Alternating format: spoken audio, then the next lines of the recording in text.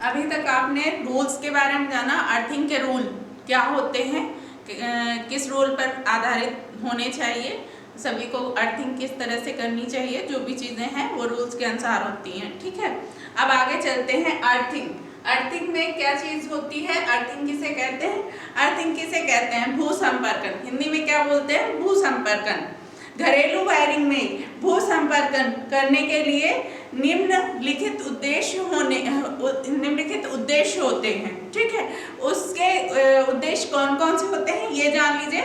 Number 1 आपका point है विद्युत झटके से बचाव। क्या है? विद्युत झटके से बचाव, मतलब कि safety from electric shock. Safety from electric shock. विद्युत संस्थापन में जब कभी नंगा तार किसी उपकरण जैसे प्रेस, मतलब कि किसी भी उपकरण जैसे प्रेस हो गया, हीटर हो गया, विद्युत केटल मतलब कि इलेक्ट्रिक केटल हो गई, कूलर हो गया, मतलब कि निम्न तरह की धातु के स्विच जो होते हैं, स्विच बोर्ड इत्यादि इस तरह की बॉडी के संपर्क में आता है। जब बॉडी के संपर्क में आता है तो उस उपकरण अपनी बॉडी सहित जो होता है, बॉडी सहित जो संजीवित हो जाता है, उसमें करंट आ जाती है, करंट आ जाती है, जिसके द्वारा जब वो मनुष्य या कोई भी एनी पर्सन मतलब कोई भी मनुष्य उसके संपर्क में आता है, जब उसके संपर्क में आता है तो उसको विद्युत झटका लगता है। क्या लगता है? विद्युत झटका लगता है। इसी वजह से अर्थिंग करना बहुत जरूरी होता है। जब अर्थिंग नहीं होती तो ये प्रॉब्लम आती है। प्रॉब्लम्स किसी भी उपकरण में अर्थ उतर सकता है, जिससे विद्युत झटका इंसान को लग सकता है, उससे इंसान की मृत्यु भी हो जाती है, क्योंकि बहुत ज्यादा करंट आने से और भू संपर्कन न होने के कारण वो सीधे इंसान के मतलब कि मनुष्य के शरीर से संपर्क हो जाती है, जिससे इंसान को विद्युत झटका लगता है, उससे उसकी मृत्यु भी हो सकती है। साधारणतः विद्युत झटके का प्रभाव निम्नलिखित बातों पर निर्भर करता है। किन बातों पर निर्भर करता है ये पॉइंट्स आप लिख लीजिए। जैसे नंबर 1, शरीर में से गुजरने वाली धारा। क्या मतलब है? शरीर में से गुजरने वाली धारा, अभी जैसे मैंने बताया शरीर में से गुजरने वाली धारा मतलब कि करंट गुजरने वाली। ठीक। सेकंड पॉइंट है शरीर के किसी महत्वपूर्ण अंग का विद्युत संपर्क में आना। क्या चीज? सेकंड पॉइंट है आपका शरीर में किसी महत्वपूर्ण अंग का विद्युत संपर्क में आना। थर्ड पॉइंट विद्युत संपर्क का समय। नंबर 4 पॉइंट प्रदाय एसी या डीसी का प्रभाव। प्रदाय एसी व डीसी का प्रभाव। ठीक है, ये चीजें होती हैं कि जैसे संपर्क में प्रभाव, विद्युत झटके के प्रभाव होते हैं। ठीक, चूंकि मनुष्य शरीर का प्रतिरोध भिन्न भिन्न होता है, मनुष्य के जो शरीर का प्रतिरोध रेजिस्टेंस होता है वो भिन्न भिन्न होता है, वो भी मनुष्यों के अनुसार होता है। अलग अलग व्यक्तियों का अलग अलग शरीर के धारा के अनुसार, शरीर की स्किन के अनुसार होता है, चमड़ी के अनुसार होता है। जब शरीर में धारा का मान प्रवाहित होता है तो चूंकि मनुष्य के शरीर की जो चमड़ी स्किन होती है, स्किन के कारण प्रतिरोध का मान निर्भर करता है। सूखी अवस्था में 1,20,000 से 50,000 तक, 1,20,000 से 50,000 के बीच हो सकता है। कितने बीच हो सकता है? 1,20,000 से 50,000 के बीच हो सकता है। जबकि गीले शरीर के भाग का जो क्षेत्र होता है तो उपकरण के साथ संपर्क में अधिक है।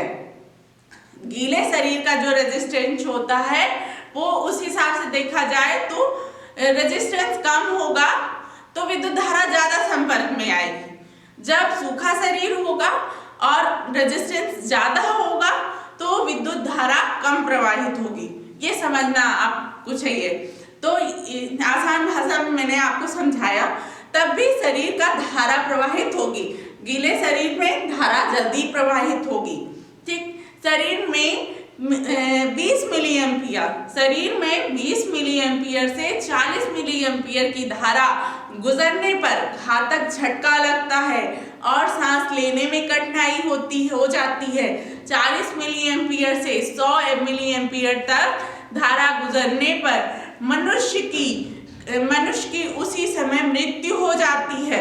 और यदि 100 मिली एम्पियर से 200 मिली एम्पियर धारा गुजरने लगे तो समझ लीजिए कि उसके शरीर में पूरी तरह झुलस जाएगा और उसी समय उसकी मृत्यु भी हो जाएगी। ठीक, यदि उपकरण अच्छी तरह से भू संपर्कित होगा, यदि उपकरण अच्छी तरह से अर्थिंग होगा तो उपकरण को छूने से तीव्र इस झटका नहीं लगेगा।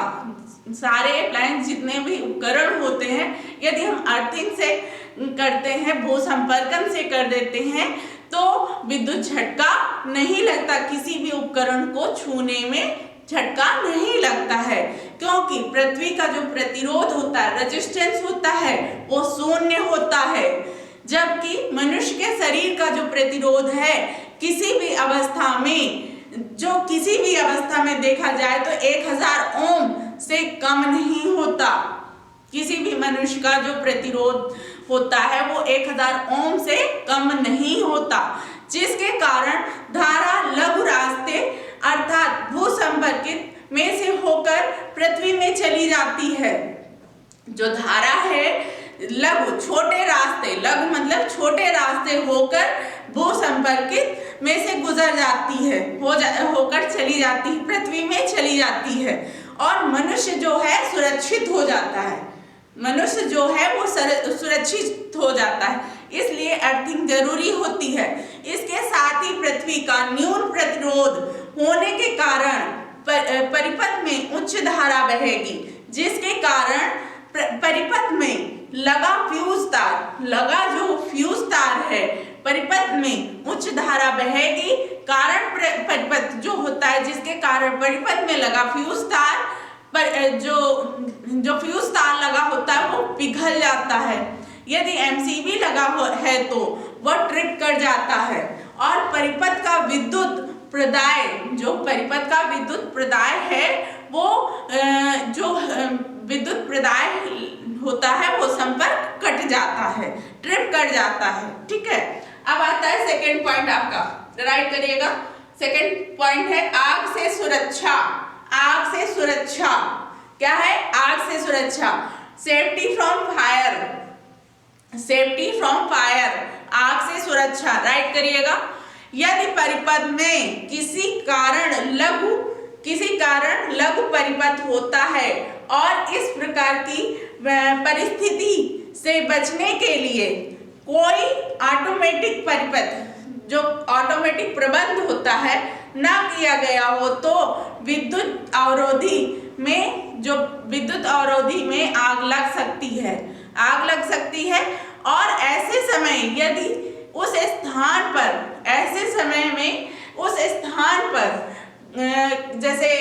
स्थान पर कागज इत्यादि आग पकड़ने वाली वस्तुएं रखी हों तो पूरे घर में आग लग जाएगी, आग फैल जाएगी, खतरा बढ़ जाता है। परंतु उचित भू संपर्कन होने से संपूर्ण लघु पथ धारा पृथ्वी में चली जाती है, छोटे रास्ते से वो पृथ्वी में चली जाती है और आग लगने की संभावना नहीं रहती है। ये सेकंड पॉइंट आपका हो गया। और थर्ड पॉइंट है भू संपर्कित तार का न्यूट्रल तार के रूप में उपयोग, राइट करिएगा। भू संपर्कित तार का न्यूट्रल तार के रूप में उपयोग क्या होगा, किस तरह से होगा न्यूट्रल तार के रूप में उपयोग? कभी कभी देखा जाए तो न्यूट्रल तार का जो संबंध होता है विद्युत प्रदाय से हट जाता है, इलेक्ट्रिक जहाँ पे वायर से वो हट जाता है। तो ऐसे आपातकाल में भू संपर्कन से काम लिया जा सकता है। ऐसे समय में भू संपर्कन से काम लिया जा सकता है, परंतु सामान्य जो कार्य होते हैं तो ऐसे नहीं करने चाहिए, क्योंकि ऐसा करने से विद्युत उपकरणों के जो आवरण है, बॉडी है, वो संजीवित, मतलब कि उसमें करंट उत्पन्न हो जाता है, आ जाता है और विद्युत झटका लग सकता है। उस हिसाब से इस तरह से आप देख सकते हैं जो संपर्कित तार होते हैं न्यूट्रल के हिसाब से, मोटर, ट्रांसफार्मर व स्विच गियर के लिए अर्थ तार का निर्धारित साइज क्या होना चाहिए, उस हिसाब से देख सकते हैं। ये एक इंडेक्स बनी है, आप नोट कर सकते हैं। जैसे 400 वोल्ट का है 3 फेज, 50 हर्ट्ज की आपकी इंडिया में फ्रीक्वेंसी चलती है। प्रदाय पर उपकरण की क्षमता किलोवोल्ट एम्पियर में, केवीए किलोवोल्ट एम्पियर में। अर्थ तार का जो साइज होता है, पीवीसी इंसुलेटेड एल्यूमिनियम, नंगा तार, जीआई पाइप, तो उस हिसाब से 5 तक होते हैं, 5 केवी तक के जो होते हैं 6 mm स्क्वायर के जो पीवीसी लिया जाएगा एल्यूमिनियम का, और नंगा वायर जो होगा 14 स्क्वायर गेज का होना चाहिए। फिर इस हिसाब से इस साइज में आप एक इंडेक्स बना सकते हैं, बना करके आप ध्यान में रख सकते हैं। उसी साइज का हमें लेना होता है, उसी साइज का हमें लेकिन करना होता है। 6 किलो वोल्ट एम्पियर से 15 किलो वोल्ट एम्पियर तक की धारा के लिए, किस हिसाब से फेज के लिए, किस हिसाब, तो ये आप सारणी में देख सकते हैं, बना सकते हैं। चलिए आइए जानते हैं नेक्स्ट कि भू संपर्कन की विधियां, मेथड ऑफ अर्थिंग, राइट करिएगा, method of earthing, method of earthing, method of earthing.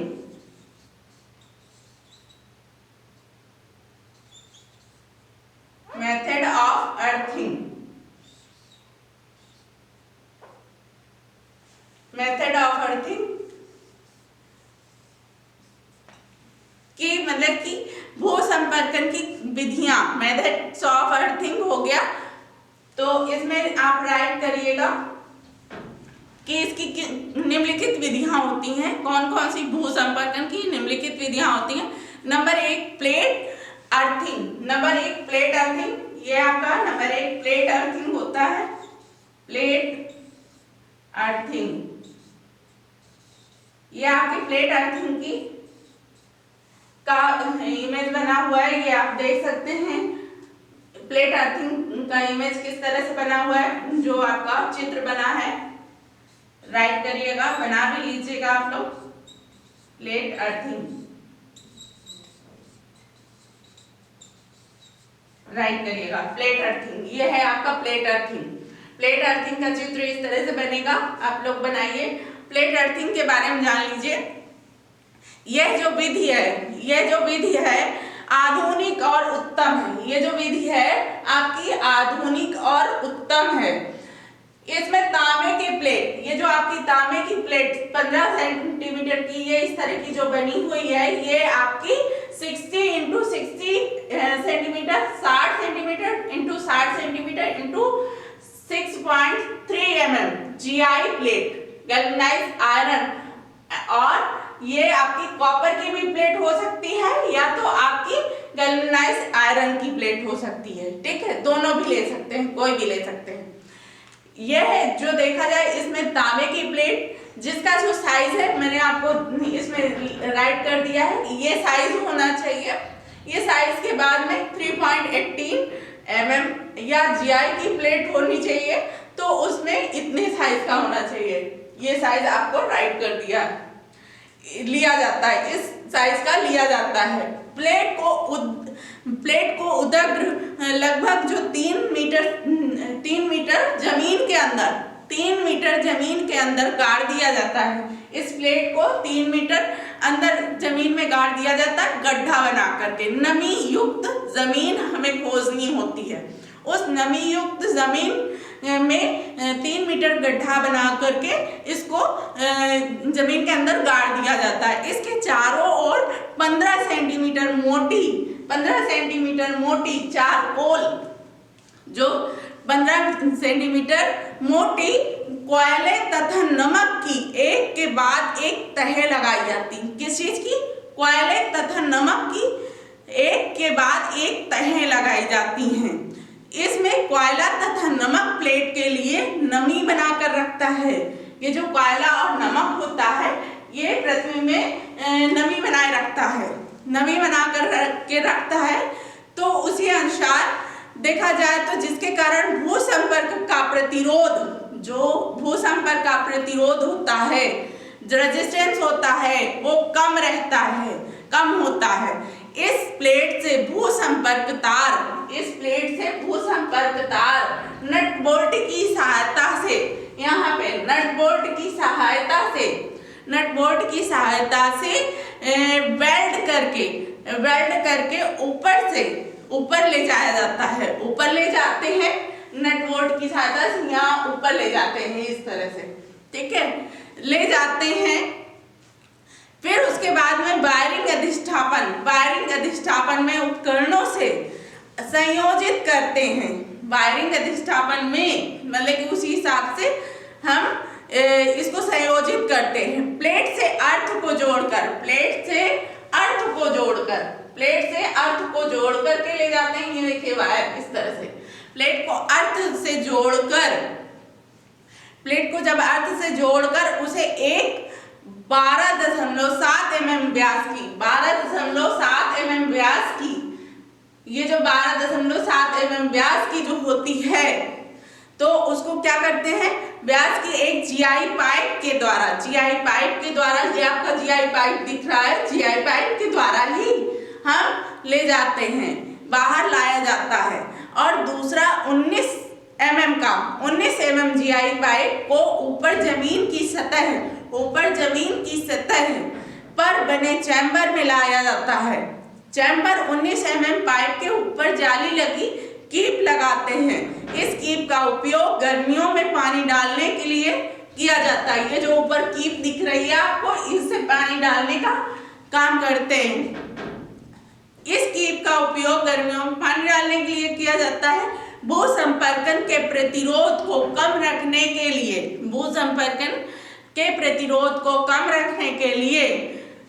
जो मतलब कि आपका निम्नलिखित कई प्रकार के उपाय किए जाते हैं। क्या उपाय किए जाते हैं? जैसे कि नंबर 1 पॉइंट लिखिएगा, भू इलेक्ट्रोड डालने के बाद भूमि में पर्याप्त मात्रा में कोयला तथा नमक डालना चाहिए। क्या डालना चाहिए? कोयला तथा नमक डालना चाहिए, ठीक है। सेकेंड पॉइंट राइट करिएगा, बार बार भू गड्ढे में पानी डालने से भू संपर्कन का प्रतिरोध कम रखा जा सकता है, ठीक है। थर्ड पॉइंट राइट करिएगा, यदि कोई भू संपर्कन की हुई हो तो उसको कम से कम कर सकते हैं, भू संपर्कन को कम कर सकते हैं। और इसी तरह से आप देख सकते हैं, इन सब चीजों का ध्यान रखना चाहिए और ये चित्र बना लीजिए, इसी अनुसार आप इसको समझिए, ठीक है। ये आपका आज का टॉपिक खत्म होता है। और आज के वीडियो के लिए धन्यवाद। लाइक करिए, सब्सक्राइब करिए, धन्यवाद।